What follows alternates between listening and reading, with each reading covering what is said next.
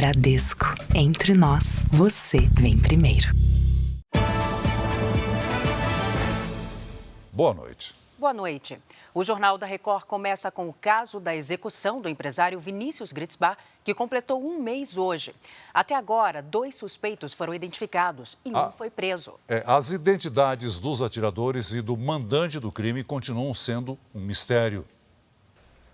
Matheus Soares Brito foi preso na madrugada de sábado. Segundo a polícia, ele é suspeito de envolvimento na morte de Vinícius Gritzbach no dia 8 de novembro, no Aeroporto Internacional de São Paulo, em Guarulhos. Matheus teria dado carona até o Rio a Cauê do Amaral Coelho, o olheiro da quadrilha, que avisou aos atiradores que o empresário estava saindo do saguão do aeroporto. Segundos depois, Gritzbach foi morto a tiros de fuzil. Matheus ele não negou, ele levou o Cauê para o Rio de Janeiro, disse que teve a incumbência de tirar o Cauê da cidade e dar fuga para o Cauê. Por isso que ele foi detido e estamos agora com 7 celulares apreendidos e fazendo as verificações conforme a lei manda. A defesa nega que Matheus tenha confessado e afirma que ele é inocente. Não é possível negar que se conhecem, são do mesmo bairro, não vamos negar que esteve no Rio de Janeiro, mas a negativa de que houve uma carona, uma facilitação ou qualquer fato que ligue o Matheus ao Cauê para essa finalidade tem que ser imediatamente refutada. De acordo com a polícia, Cauê recebeu R$5 mil pela função. Vinícius Gritzbach foi assassinado quando voltava de uma viagem ao Nordeste. Ele era investigado pela morte de 2 traficantes e sempre se declarou inocente. Em abril, Gritzbach tinha assinado um acordo de delação premiada com o Ministério Público para denunciar a lavagem de dinheiro do PCC e policiais corruptos do DEIC, o Departamento de Investigações Criminais, do DHPP, Departamento de Homicídios e Proteção à Pessoa, e de outras 2 delegacias. Um mês depois do assassinato, Matheus é o único preso. Outras 5 pessoas chegaram a ser detidas na sexta e no sábado, inclusive o irmão e um tio dele, mas foram liberadas depois de um pedido feito pelo próprio Ministério Público, que alegou irregularidades e ilegalidades. A Justiça aceitou o argumento e revogou as prisões. A Secretaria de Segurança Pública nega irregularidades. A polícia ainda procura Matheus Augusto de Castro Mota, que teria cedido os 3 carros usados no dia do crime. Ele e Cauê, sócios em uma tabacaria, são considerados foragidos. Veja agora outros destaques do dia. Presidente do STF determina o uso obrigatório de câmeras e gravação ininterrupta por PMs em São Paulo. Criminosos com fuzis atacam praça de pedágio e fazem motoristas reféns em rodovia paulista. Depois de queda de ditador, governo brasileiro determina a saída de diplomatas da embaixada na Síria. Suspeito de assassinar executivo de seguradora em Nova York é preso em lanchonete. No futebol, o campeão brasileiro e da América embarca para o Catar, sonhando com a conquista do Mundial.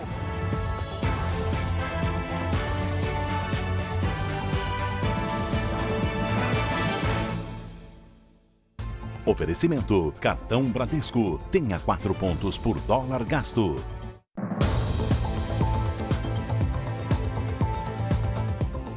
Um levantamento do Fórum Brasileiro de Segurança Pública apontou que o crime organizado teve um faturamento de 350 bilhões de reais em um ano.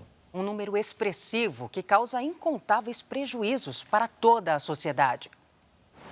Somente com a exploração de combustíveis, ouro, bebida e fumo, o crime organizado faturou quase 147 bilhões de reais, o que representa aproximadamente 15% do mercado legal desses produtos. E, claro, sem pagar impostos. Sendo conservador, 30 bilhões é de sonegação de impostos. Então, é dinheiro que não está entrando nos cofres públicos e piorando o déficit fiscal e as condições da economia brasileira. Mesmo com um mercado bilionário, o tráfico de drogas não é mais a principal fonte de receita das 2 maiores facções criminosas do país. No estudo, Comando Vermelho e PCC ganharam status de máfia, porque controlam toda a cadeia de produção dos entorpecentes que negociam no Brasil e em países como Peru e Bolívia. No Peru, o Comando Vermelho já controla pedaços extremamente grandes de territórios perto da fronteira com o Brasil, né? E o PCC na Bolívia, enfim, eles controlam a própria produção da folha de coca, o refino para cocaína e assim a distribuição. Segundo o levantamento do Fórum Brasileiro de Segurança Pública, as organizações criminosas têm atuado cada vez mais no ambiente virtual, com fraudes cometidas pela internet a partir de roubos e furtos de celulares. Entre julho do ano passado e julho deste ano, o prejuízo com esse tipo de crime ultrapassou 186 bilhões de reais. No período, quase 1.700 pessoas tiveram um celular furtado ou roubado por hora no Brasil. A cada 60 minutos, mais de 4.500 pessoas foram vítimas de tentativas de golpes feitas por aplicativos de mensagem ou ligações envolvendo transferências, PIX ou boletos falsos. Tem a ver muito com a gente evitar que o produto consiga entrar na economia formal, e isso exige inteligência financeira de um lado, inteligência de segurança pública de outro. Uma mulher morreu e outra ficou ferida durante uma operação conjunta das polícias militar e civil na favela da Maré, no Rio de Janeiro. No confronto, 2 suspeitos morreram e 13 acabaram presos. Vias expressas da cidade foram interditadas. Era início da manhã quando a violência atravessou o caminho do Carioca. Do alto, o helicóptero da Record registrou o fechamento da linha amarela, uma das principais vias expressas do Rio. Em terra, os policiais eram recebidos a tiros. Moradores ficaram no meio do confronto. Motoristas chegaram a dar marcha ré para se proteger. Quando o trânsito na linha amarela foi liberado, os confrontos provocaram o fechamento de outra importante via expressa, a Avenida Brasil. Veículos foram abandonados. Foi preciso deitar no chão para se proteger. Começou a dar tiro, aí a gente parou aqui para poder se proteger, porque não teve como ir para frente. 2 mulheres foram atingidas. Uma delas morreu. A polícia investiga de onde partiram os disparos. Tudo leva a crer que realmente foi essa questão de prática de atos de terrorismo contra populações, contra a população, para tirar a polícia da operação, desviar o foco da polícia. A operação conjunta das polícias civil e militar tinha o objetivo de combater o roubo de cargas e de motos e carros de luxo. As investigações revelaram que traficantes que atuam no complexo da Maré eram responsáveis por planejar os assaltos e dar um destino ao material roubado. Dentro da comunidade, os agentes encontraram 2 oficinas, onde os veículos eram clonados ou desmontados e as peças enviadas para outros estados. 13 suspeitos foram presos e 2 morreram.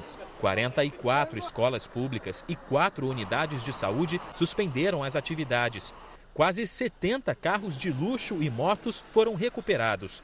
A apreensão de armas também era um dos focos da ação. Esse armamento, essa munição, fazem com que eles venham se consolidar naquele território e, obviamente, ter um plano de expansão. Por isso que a gente vê essa briga por território no Rio de Janeiro. Uma quadrilha atacou uma praça de pedágio no litoral de São Paulo.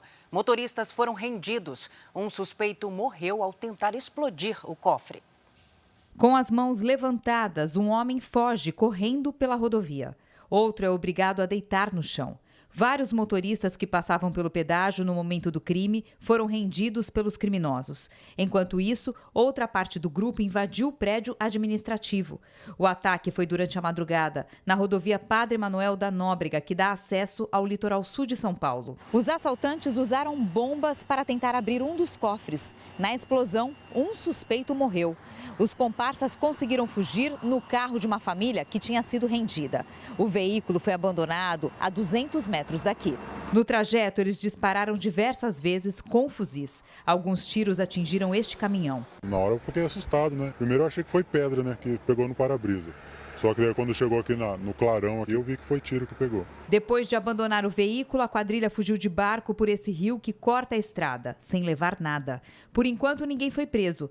Há 3 anos, houve um assalto parecido, na mesma praça de pedágio. O modus operandi é muito semelhante, né?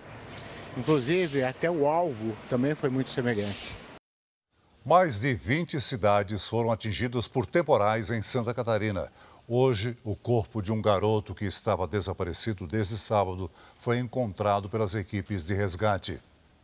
O adolescente de 14 anos estava pegando caranguejos na beira do rio quando foi levado pela correnteza. O corpo dele foi encontrado em uma área de mangue nesta manhã, em Joinville. A cidade foi uma das mais afetadas pelas tempestades. Diversas casas foram inundadas. A chuva forte também provocou estragos no Paraná. Em Almirante Tamandaré, na região metropolitana de Curitiba, moradores e comerciantes contabilizam os prejuízos provocados pelos alagamentos. A BR-277, na altura de Guarapuava, segue totalmente interditada por causa dos deslizamentos. Hora da previsão do tempo no Jornal da Record. Vamos conversar com a Giovana Rizardo para saber se o alerta para chuva forte permanece na região sul do país. Giovana, boa noite para você. Boa noite, Salsi. As instabilidades por lá continuam pelo menos até a quarta-feira. Boa noite, Celso. E uma boa noite para você que nos acompanha. O Instituto Nacional de Meteorologia emitiu um alerta para chuvas intensas até amanhã cedo. As áreas de atenção são quase todo o Paraná, parte de São Paulo e sul de Mato Grosso do Sul também. Os temporais ganham força ao longo do dia em Curitiba e em São Paulo, máximas de 19 e 25 graus. Em Florianópolis, o sol pode aparecer pela manhã e tem previsão de chuva forte com raios à tarde. Os termômetros marcam até 22 graus. Hoje, a região sul registrou o maior volume de chuva. Pelas imagens de satélite, os pontos coloridos são as áreas de instabilidade. Amanhã, a formação de uma nova frente fria na altura do Rio de Janeiro espalha a umidade sobre o sudeste. No sul, as pancadas ficam concentradas no Paraná e leste de Santa Catarina. Elas ocorrem por causa das instabilidades associadas à circulação de ventos em diferentes níveis da atmosfera. Pelas capitais, terça-feira com máxima de 25 graus, em Porto Alegre. Em Belo Horizonte faz 33, 34 em Cuiabá e até 31 em Natal e em Macapá. Vamos entregar o seu pedido de delivery agora. A Lucimar é de Nova Iguaçu, no Rio de Janeiro.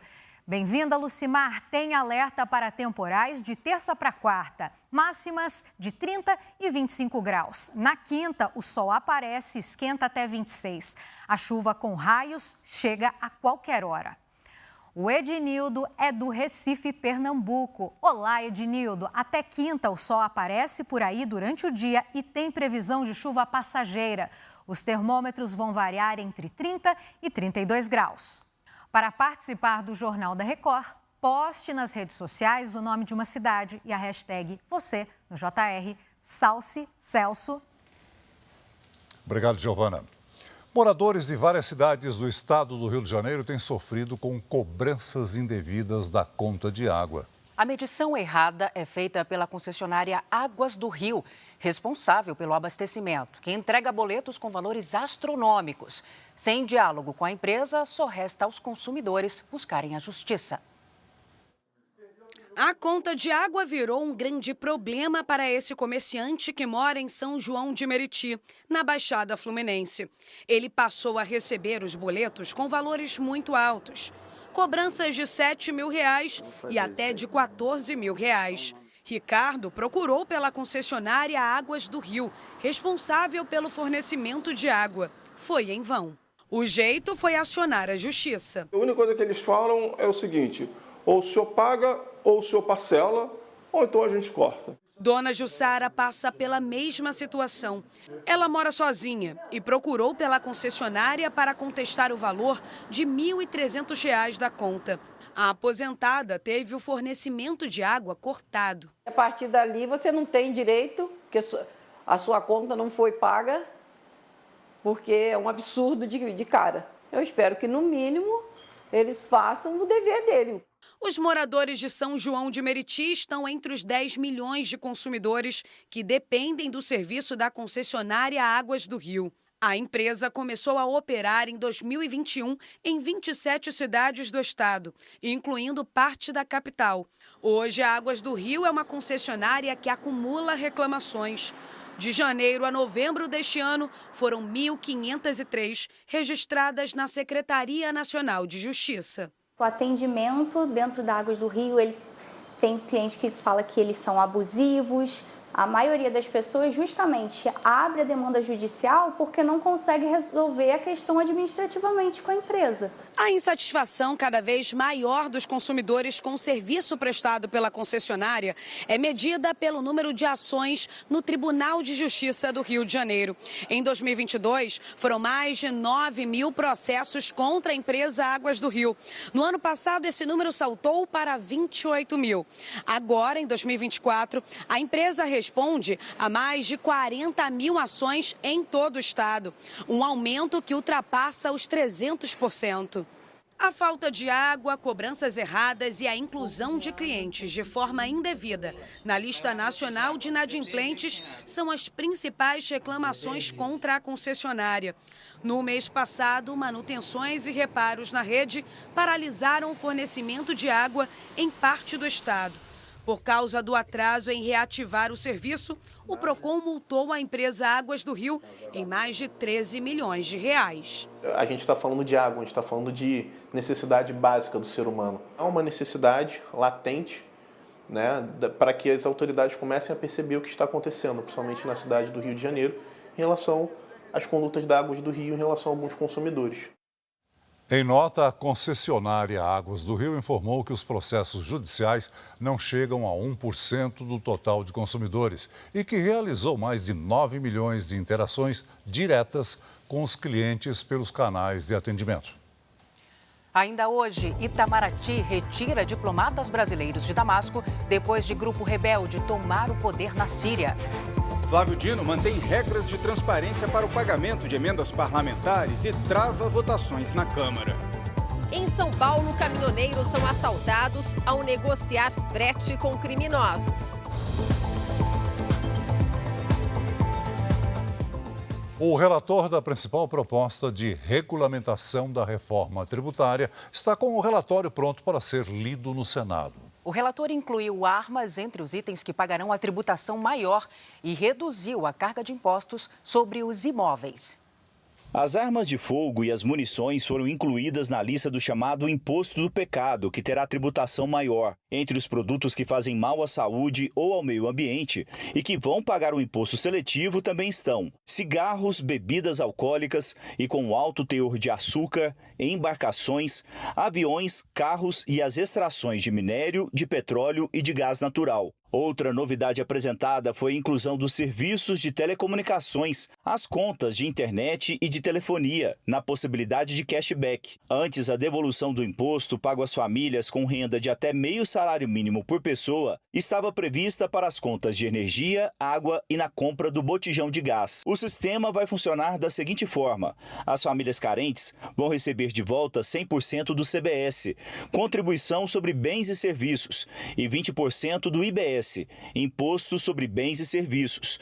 Nas contas de água e energia, a devolução será feita diretamente nos boletos dos serviços. Os novos tributos vão substituir 5 impostos sobre o consumo: PIS, COFINS, IPI, ISS e ICMS. O texto mantém as carnes na lista de itens isentos de impostos. Haverá também uma lista de remédios sem impostos. Produtos de higiene pessoal, como absorventes, papel higiênico e escovas de dentes, não terão tributo sobre o consumo, mas, no geral, os medicamentos seguem com impostos reduzidos e vão pagar 40% do IVA, Imposto de Valor Agregado formado por IBS e CBS. Com relação à compra de imóveis, a proposta amplia o desconto do imposto sobre o consumo para 50% do valor total. Antes, a redução era de 40%. Nos aluguéis, a redução será de 70% e não mais de 60%. Também foi criado um limite. As pessoas que têm até 3 imóveis e recebem até 240 mil por ano com locações não vão pagar imposto sobre o consumo. Foram ampliados os redutores sociais, que servem para diminuir a tributação final para as famílias pobres. No caso dos dos aluguéis estarão isentos os primeiros R$ 600.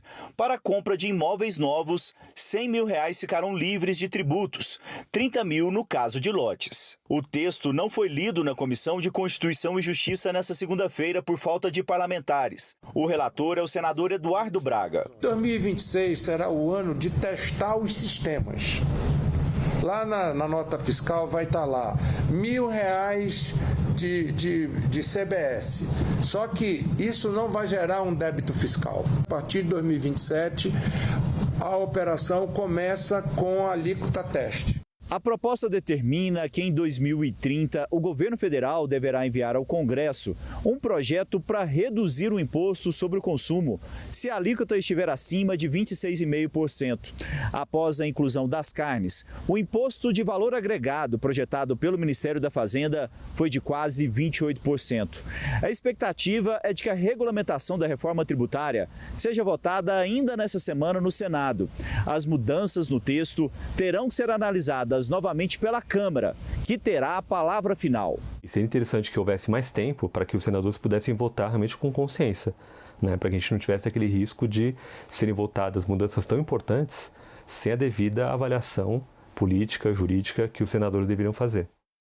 O ministro Flávio Dino, do Supremo Tribunal Federal, rejeitou o recurso da Advocacia Geral da União sobre as regras para o pagamento de emendas parlamentares.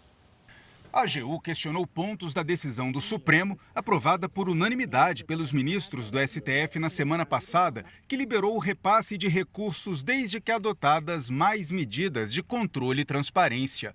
Dino argumentou que as decisões do plenário do Supremo derivam da Constituição, da Lei de Responsabilidade Fiscal e do projeto aprovado no mês passado pelo Congresso e sancionado pelo presidente Lula. Com o impasse, a primeira vítima do mau humor dos parlamentares vai ser o pacote de corte de gastos enviado pelo governo federal à Câmara dos Deputados.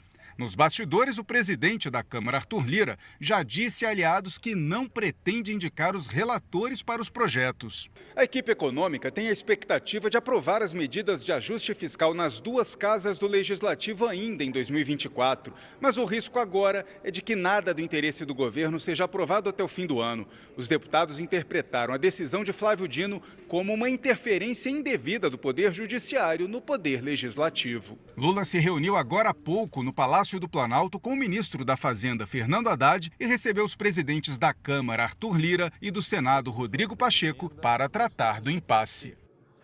A indefinição sobre o pacote de corte de gastos do governo repercutiu no mercado financeiro. O dólar fechou em nova cotação recorde de R$ 6,08, alta de 0,18%. Já o principal índice da Bolsa de Valores de São Paulo subiu 1% e fechou aos 127 mil pontos. Ainda hoje, rapper bilionário Jay-Z é envolvido em acusação de estupro contra menor de idade em Los Angeles.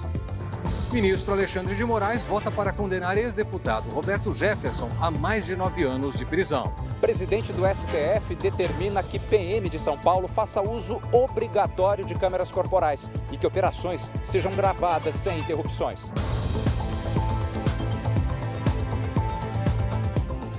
4 pessoas foram presas por suspeita de cometerem o crime do falso frete em São Paulo. A quadrilha entrava em contato com o dono do caminhão de mudança, agendava um carreto e, quando o motorista chegava, era rendido e roubado. Era pela internet, em sites com anúncios de fretes, que os criminosos escolhiam as vítimas. Numa troca de mensagens, o assaltante diz ao dono do caminhão que recebeu o contato do motorista por indicação de um colega e negocia o transporte de 2 freezers para o dia seguinte. O ponto de encontro era esta escadaria, numa rua de pouco movimento, na zona norte de São Paulo. Segundo a polícia, em 3 meses, ao menos 10 vítimas foram atraídas para o mesmo local. 5 criminosos armados e com toucas ninja mantinham os donos de caminhões reféns por até 3 horas. Era o tempo suficiente para invadir os celulares das vítimas, fazer transferências e compras de bebidas em aplicativos. Foi a partir do endereço de entrega que a polícia chegou até a casa de 2 suspeitas. Durante a operação, os policiais encontraram os aparelhos roubados e muitas garrafas vazias. Este recibo da compra de vodka foi fundamental para esclarecer o caso. Ao todo, 4 pessoas foram presas. Respondem por quais crimes? Associação criminosa, roubo qualificado mediante o emprego de arma, concurso de pessoas e restrição da liberdade. O falso frete é um tipo de crime que assusta quem trabalha no ramo. Na maioria das vezes, o veículo também é levado. Por telefone, o motorista contou como foi atraído ao lado do ajudante por 2 criminosos que agem na mesma região. Um subiu a direção e o outro ficou com o segurador e o ajudante e montaram no caminhãozinho e foram embora, levaram o caminhãozinho até hoje. A Federação dos Caminhoneiros Autônomos de Cargas faz um alerta. Valor de frete muito acima do mercado pode ser uma isca usada pelos criminosos. A gente fala para o caminhoneiro que está pagando a mais, desconfie, né? Desconfie, porque a gente sabe que ali pode estar escondido uma pessoa mal intencionada. Na Bahia, o policial suspeito de matar um adolescente e atirar contra um jovem já está preso no batalhão da Polícia Militar em Lauro de Freitas. O policial militar Marlon da Silva Oliveira se apresentou ontem à noite ao Departamento de Homicídios e Proteção à Pessoa. A Justiça havia decretado a prisão preventiva do policial, após ele ser flagrado atirando contra Gabriel Santos Costa, de 17 anos, e Aziel Martins, de 19. O adolescente morreu no local.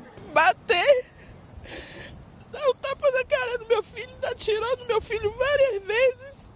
Atirou no menino lá que já estava rendido também. O outro jovem baleado segue internado em estado grave. A mãe dele não se conforma com a atitude do policial militar, que estava de folga. Meu filho tinha acabado de realizar o sonho dele, né, que era a moto dele, tão sonhada, que muita gente ainda pensa que ele estava em moto roubada. A moto não era roubada. No mesmo dia do acontecido, eu trouxe a nota fiscal, o delegado me entregou a moto, eu levei para casa. Meu filho não merecia isso, eu estou esperando aqui justiça. Quando foi ouvido pela primeira vez, Marlon alegou legítima defesa. O policial militar já está no batalhão de choque, onde permanece à disposição da justiça. Ele deve ser ouvido novamente e outras testemunhas devem prestar depoimento antes da conclusão do inquérito. Esse inquérito ele não tem só essa imagem, ele tem outros elementos de prova e que vão fundamentar o indiciamento. A defesa do PM não respondeu aos nossos contatos. O presidente do Supremo Tribunal Federal, Luiz Roberto Barroso, determinou o uso obrigatório de câmeras corporais pelos policiais militares de São Paulo e também ordenou a gravação ininterrupta das imagens. A decisão do ministro tem várias determinações. As operações da Polícia Militar de São Paulo devem ser gravadas sem interrupções, até que fique comprovada a eficiência do equipamento em modo automático e manual. O presidente do STF também definiu que o governo paulista forneça informações sobre o andamento dos processos disciplinares relacionados ao não funcionamento das câmeras. O número de equipamentos em operação deve ser restabelecido e precisa chegar a pelo menos 10.125. Barroso ainda determinou que o governo de São Paulo apresente um relatório mensal. A decisão do presidente do STF atendeu a uma solicitação da Defensoria Pública de São Paulo, que pediu a intervenção da Corte em função dos casos recentes de violência. Dados do Ministério Público indicam um aumento de 46% nas mortes em operações realizadas pela Polícia Militar em 2024. Em nota, a Procuradoria-Geral do Estado de São Paulo informou que ainda não foi intimada pelo Supremo e que, assim que isso ocorrer, analisará o caso e as medidas cabíveis. Um micro-ônibus que transportava 16 atletas de um time de futebol feminino sofreu um grave acidente numa rodovia em Mato Grosso do Sul. 2 jogadoras morreram. O veículo bateu em uma carreta no momento em que cruzava uma rotatória. A equipe voltava de um campeonato.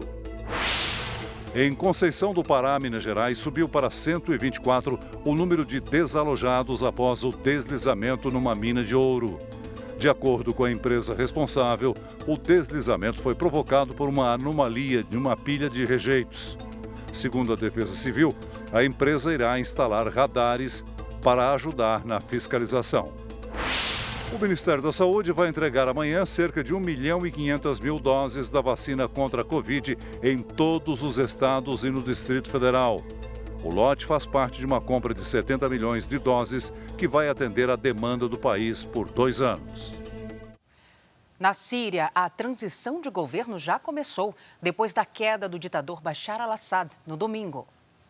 O líder dos rebeldes, Abu Mohamed al-Jolani, se encontrou com o ex-primeiro-ministro sírio, Mohamed al-Jalali, para coordenar a transição do poder. O partido do ditador deposto disse que vai apoiar a mudança.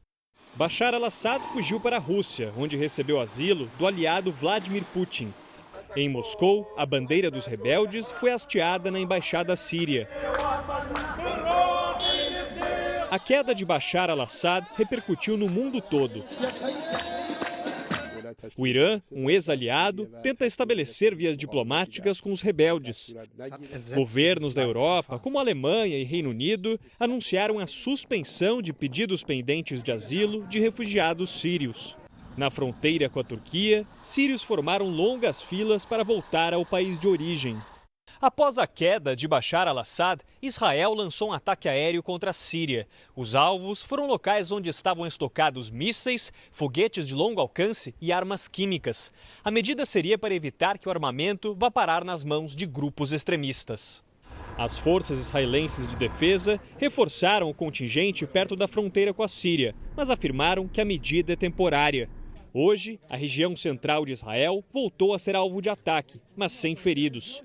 O exército acredita que o míssil tenha sido lançado do Iêmen.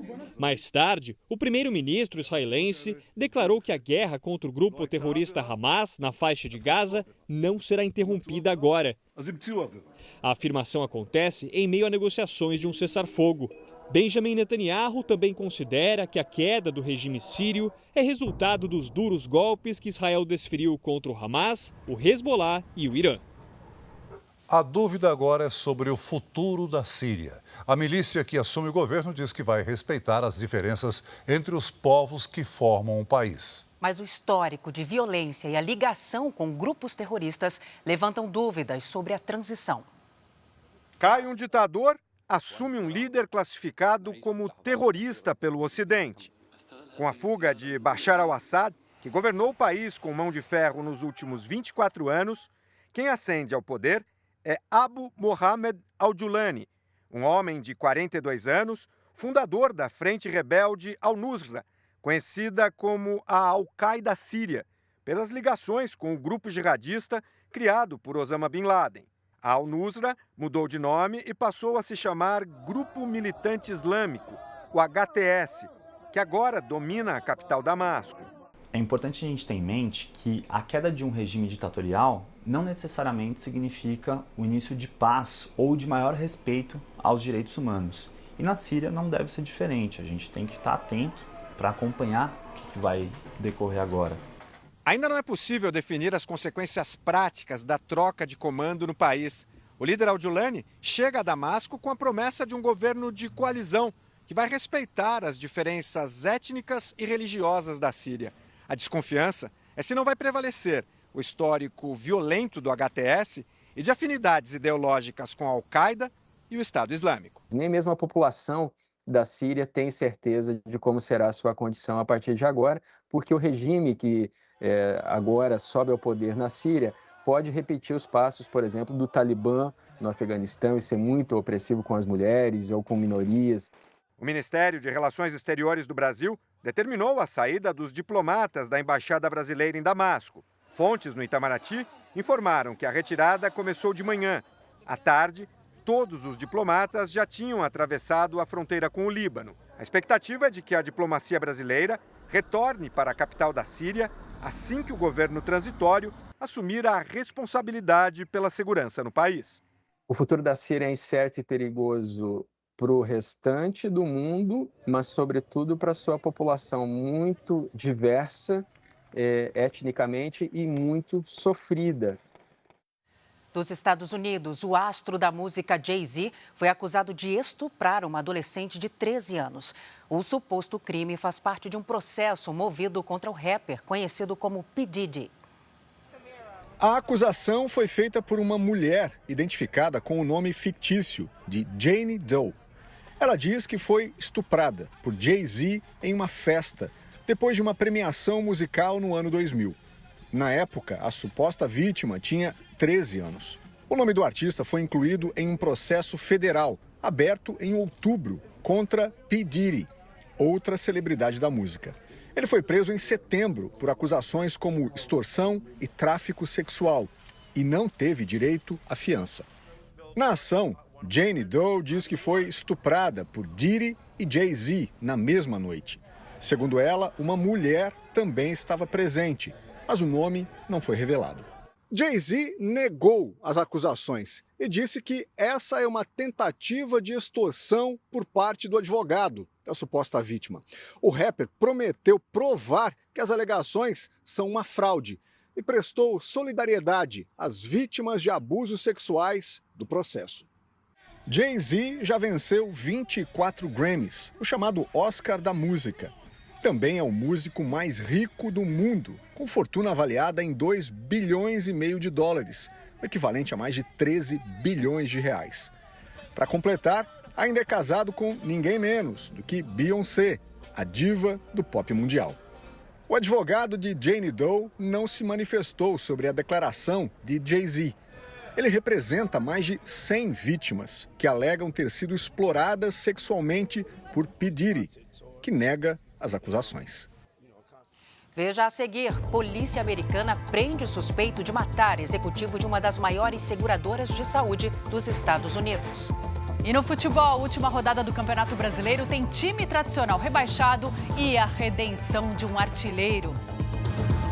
É tempo de Botafogo. Torcedores comemoram 2 títulos em uma semana no Rio de Janeiro e seguem confiantes para o Mundial.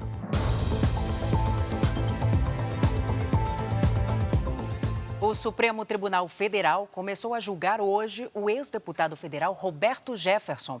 O relator do caso, ministro Alexandre de Moraes, votou para condenar o político a mais de 9 anos de prisão.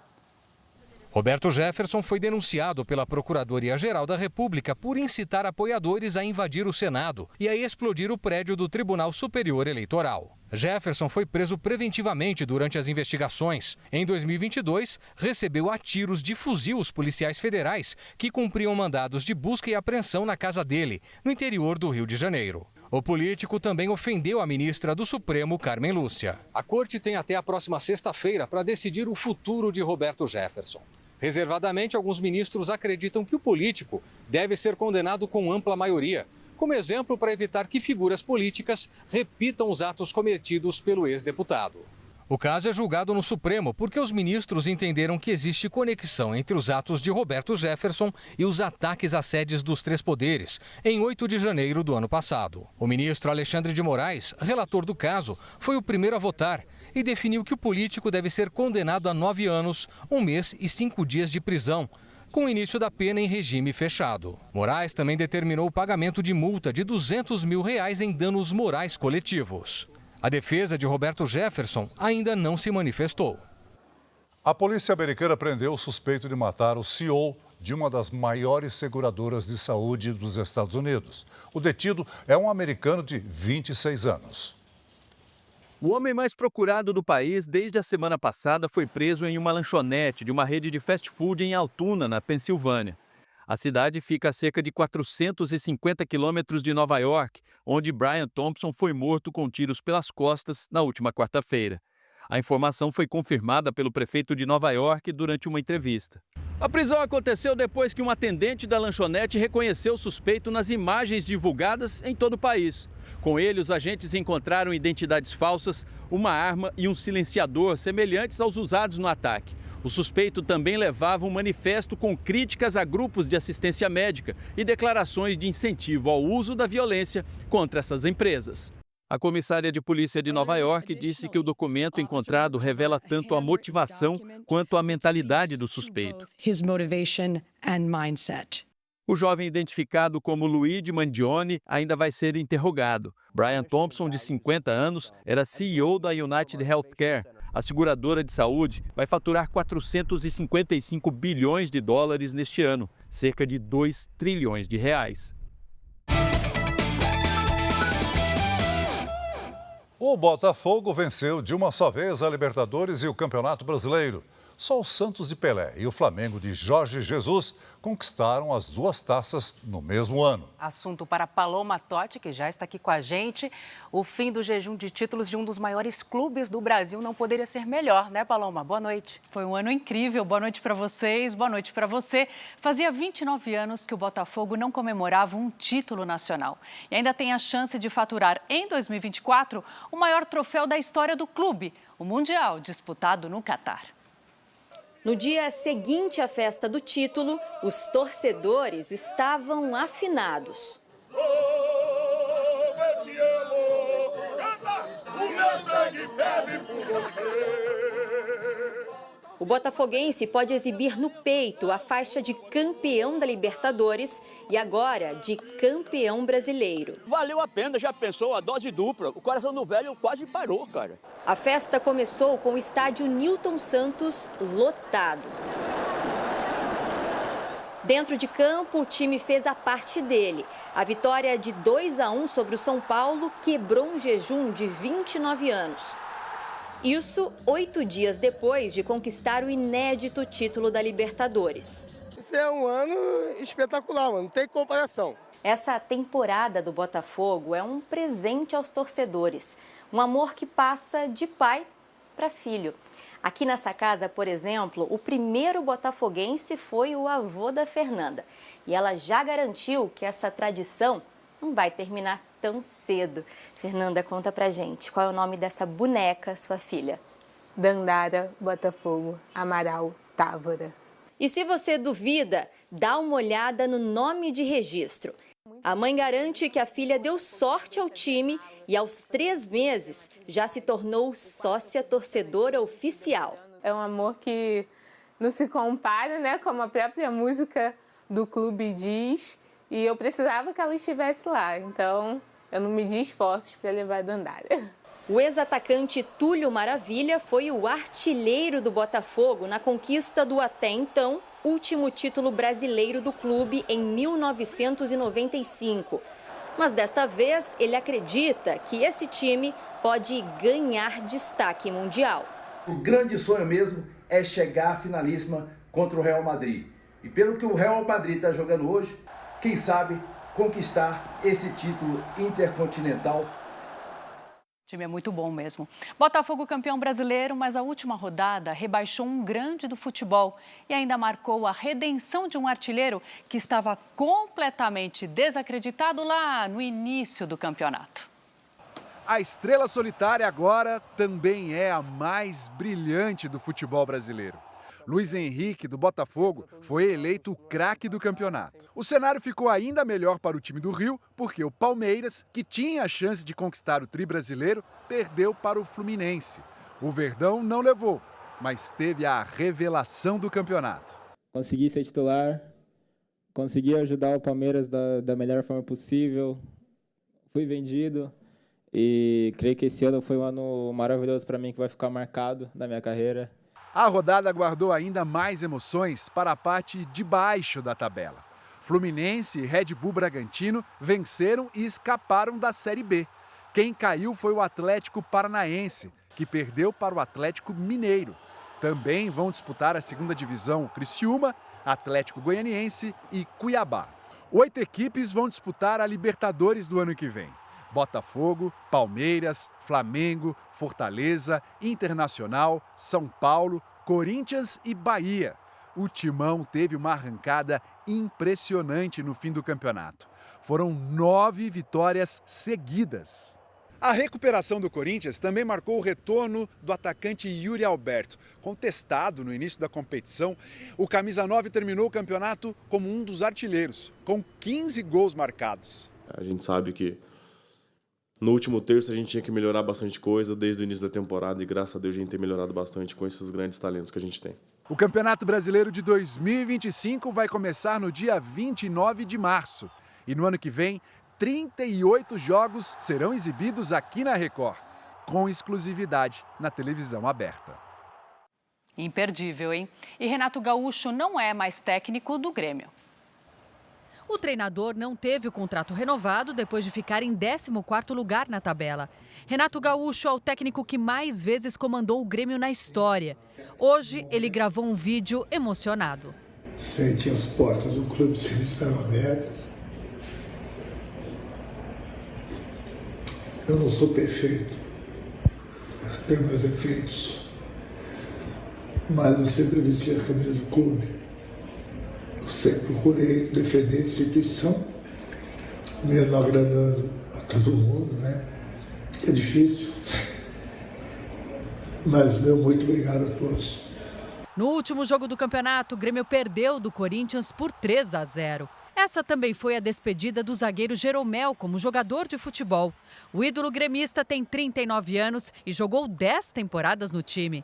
Jeromel e Renato Gaúcho ganharam juntos a Libertadores em 2017.